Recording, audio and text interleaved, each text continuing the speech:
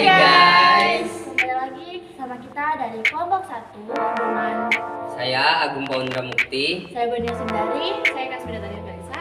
Saya Ilham Pratomo. Di sini kita akan membawakan materi mengenai pendapatan nasional, indeks harga konsumen, dan pertumbuhan ekonomi.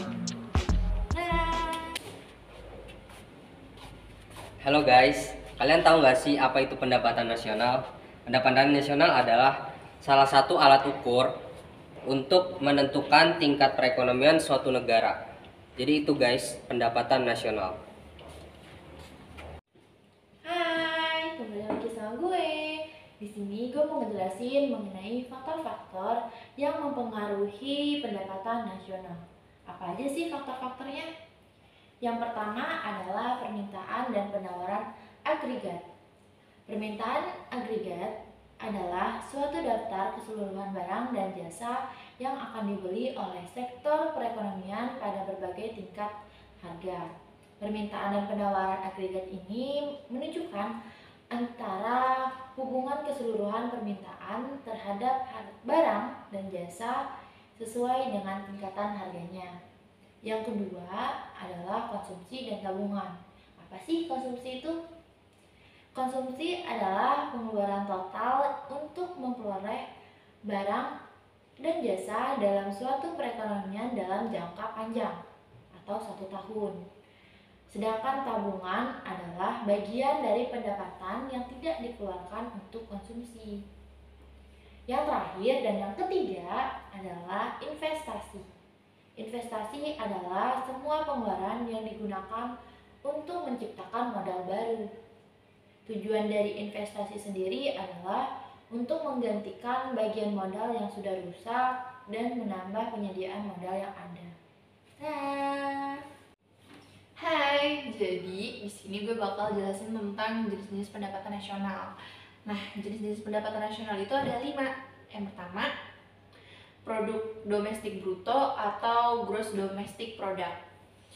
Produk domestik bruto itu jumlah produk berupa barang dan jasa yang diperoleh dari unit-unit produksi di dalam batas wilayah suatu negara atau domestik selama 1 periode. Yang kedua itu ada produk nasional bruto atau gross national product. Produk nasional bruto atau PNB meliputi nilai produk berupa barang dan jasa yang dihasilkan oleh masyarakat dalam suatu negara atau nasional selama 1 periode. Yang ketiga, produk nasional neto atau net national product. Produk nasional neto atau NNP adalah jumlah GNP yang dikurangi dengan barang modal sebagai penggantinya.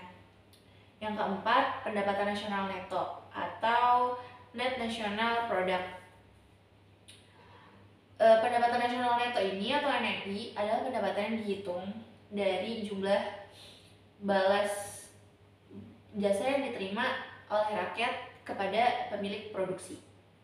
Yang kelima ada pendapatan perseorangan atau personal income. Pendapatan perseorangan ini itu jumlah pendapatan yang diterima oleh setiap penduduk dalam masyarakat, termasuk pendapatan yang didapatkan tanpa memberikan suatu kegiatan yang lainnya. Pendapatan perseorangan itu dapat diperhitungkan dari NNI dikurangi dengan yang pertama itu pajak perseroan, yang kedua itu laba yang tidak dibagi, ketiga iuran pensiun, dan yang keempat itu asuransi. Nah, itu aja yang bisa gue jelasin. Bye.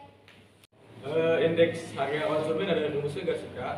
Ada, jadi IHK ini rumusnya adalah WN dikali HN dibagi WO dikali HO. Jadi IHK ini adalah indeks harga konsumen. Kalau yang WN ini adalah nilai kepentingan relatif barang pada hari berikutnya.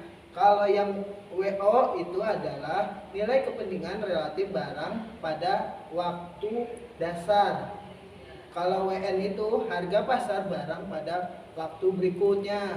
Kalau HO adalah harga pasar barang pada waktu dasar. Nah, itu rumusnya. Oh gitu ya Kak? Iya. Terima kasih Kak. Ya, sama-sama.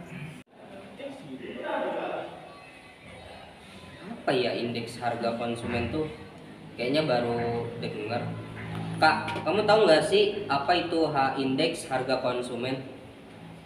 Oh, saya tahu. Jadi jawabannya, indeks harga konsumen itu adalah angka indeks yang menggambarkan perubahan pada barang atau jasa